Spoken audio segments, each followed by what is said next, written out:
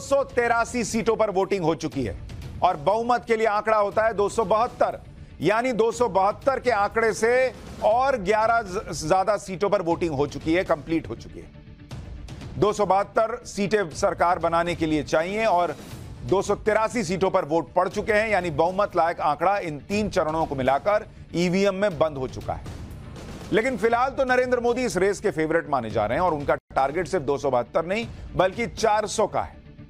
ये 400 सीटें उन्हें क्यों चाहिए, यह भी आज पीएम ने क्लियर कट बता दिया और इसमें राम मंदिर की एंट्री कैसे हुई वो भी बताऊंगा।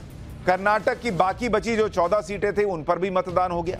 यूपी में जाट लैंड के बाद इस चरण में यादव लैंड भी कवर हो गया। आज यूपी की जिन 10 सीटों पर वोट डाले गए उसमें यादव बहुल सीटें शामिल हैं। महाराष्ट्र की 11 सीटों पर आज वोट पड़े हैं, उसमें से 7 सीटें महाराष्ट्र की शुगर बेल्ट माने जाने वाली सीटें हैं।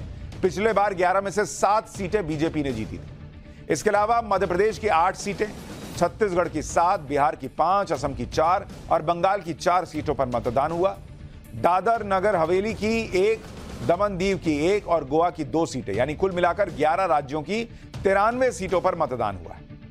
इस चरण के पूरा होने के साथ ही कर्नाटक, गुजरात, असम, गोवा और छत्तीसगढ़ में भी वोटिंग कंप्लीट हो चुकी है, यानी करीब आधे से ज्यादा चुनाव कंप्लीट हो गया और बहुत लोगों को तनाव होगा कि चुनाव में क्या होगा। लेकिन प्रधानमंत्री नरेंद्र मोदी पूरी तरह से रिलैक्स्ड दिख रहे हैं। मैंने जब उनका इंटरव्यू किया तो भी वो बहुत रिलैक्स्ड और कॉन्फिडेंट दिख रहे थे और वही चीज आज भी नजर आई। चुनाव में आज का दिन प्रधानमंत्री नरेंद्र मोदी के लिए बहुत खास था क्योंकि आज प्रधानमंत्री को अपना वोट डालना था। प्रधानमंत्री आज गुजरात में अपना वोट करने के लिए डालने के लिए पहुंचे। पीएम ने सैफरन कलर की जैकेट और व्हाइट कुर्ता पहना हुआ था। उनके साथ गृह मंत्री अमित शाह भी नजर आए। जिस सीट पर पीएम मोदी वोट डालने के लिए गए वो गांधीनगर की सीट है और यहां से गृह मंत्री अमित शाह चुनाव लड़ रहे हैं। पीएम मोदी एक सामान्य व्यक्ति की तरह पोलिंग बूथ में पहुंचे। वोट डालने से पहले पोलिंग ऑफिसर को आईडी कार्ड दिखाया, फिर उनकी उंगली पर स्याही लगाई गई और वोट डालने के बाद पीएम मोदी ने पोलिंग बूथ से निकलकर उंगली में लगा स्याही का निशान दिखाया।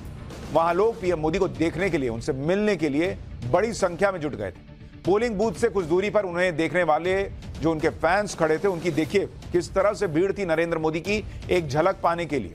पीएम मोदी पैदल ही लोगों के बीच पहुंच गए और खुलकर लोगों से मिले, उनका अभिवादन किया, उन्हें ऑटोग्राफ भी दे रहे थे। जब भीड़ के बीच पहुंचे तो उन्होंने एक छोटे से बच्चे को भी अपनी गोद में उठाया और उसे खिलाते नजर आए। पीएम मोदी का यह अंदाज देख वहां मौजूद लोग और गदगद हो गए।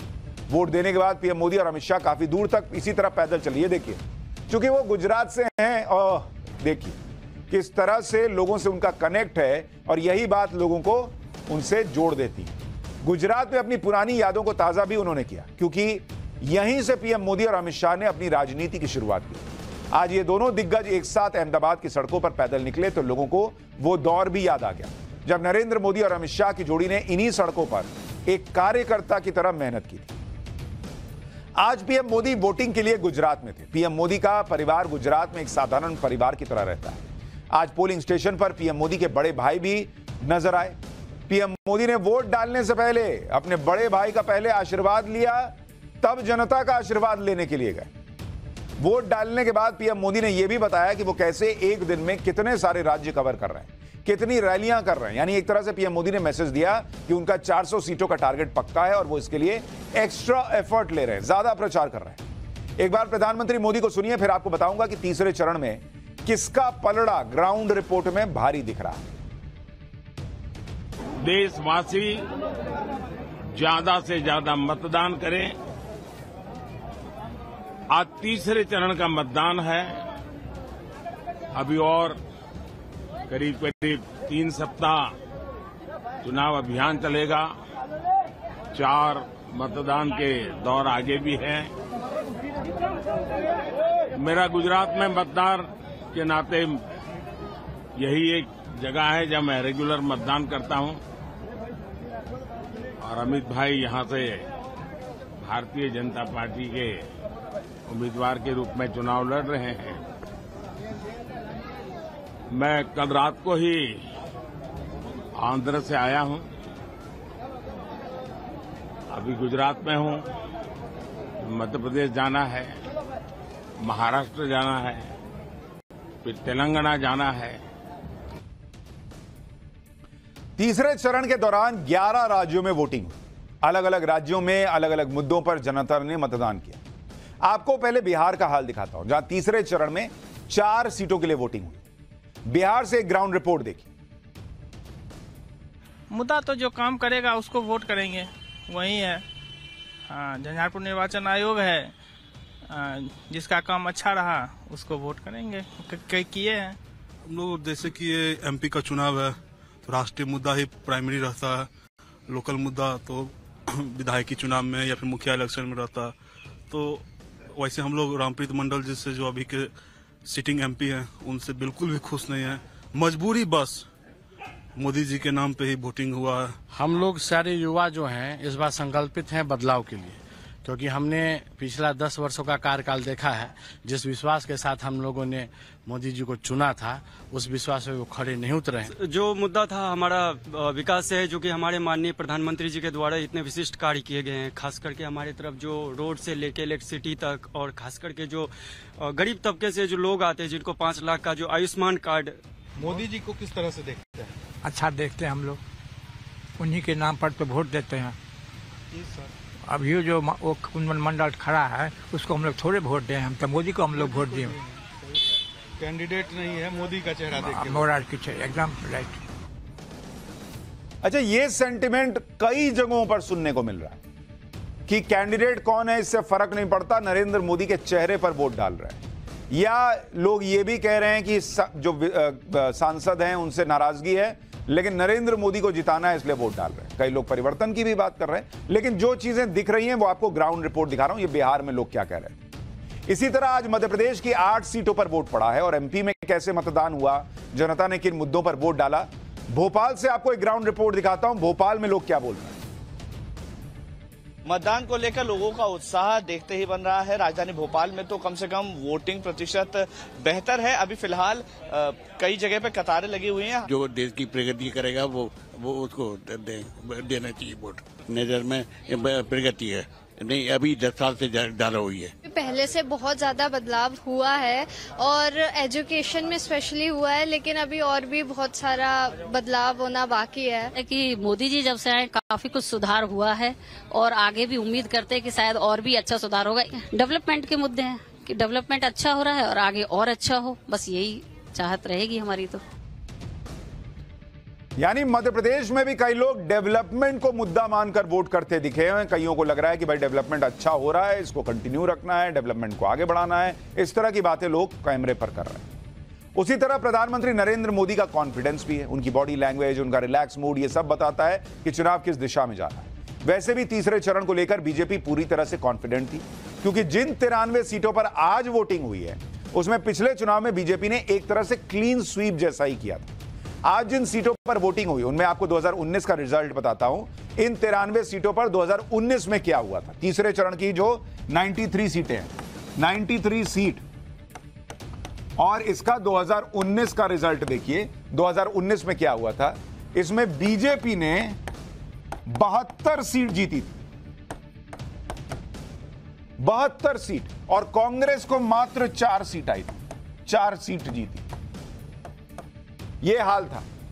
अगर आज के इंडिया अलायंस और एनडीए की तुलना की जाए तो 2019 में अगर आप देखिएगा कि एनडीए का क्या हाल था भाई, तो एनडीए को 2019 में 93 सीटों में से 75 सीट आई थी, 75, और जो आज का इंडिया अलायंस है उसको मात्र 8 सीट आई थी और अदर्स जो हैं उनको 10 सीट गई। तो यानी ये वो फेज है, तीसरा चरण, जो बीजेपी के लिए मैसिव जीत दर्ज करना और वहां मैसिव बड़ी संख्या में सीटें हासिल करने वाला है। अच्छा, सिर्फ एक चुनाव की बात नहीं है। जिन 93 सीटों पर आज वोटिंग हुई है उसमें पिछले 3 चुनाव से बीजेपी ने अपनी ताकत लगातार बढ़ाई है, जबकि कांग्रेस का लगातार सफाया होता गया है।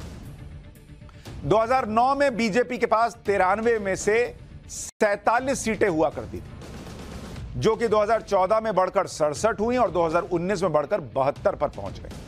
जबकि कांग्रेस के पास इन 93 सीटों में से 2009 में 27 सीट होती थी, नरेंद्र मोदी का चेहरा आया तो घटकर 9 रह गई और 2019 में घटकर 4 हो। अगर इन सीटों पर कांग्रेस की गिरावट का यही पैटर्न रहा तो 4 सीटें भी कांग्रेस के लिए बचाना मुश्किल हो जाएगा। अगर तीसरे चरण की 93 सीटों पर पिछले 3 चुनाव का वोट शेयर देखें तो भी बीजेपी काफी मजबूत नजर आती है, इन्हीं 93 सीटों पर अगर आप 93 सीट पर वोट शेयर दिखाऊं, वोट शेयर क्या कहता है भैया, उससे भी बहुत कुछ पता चलता है।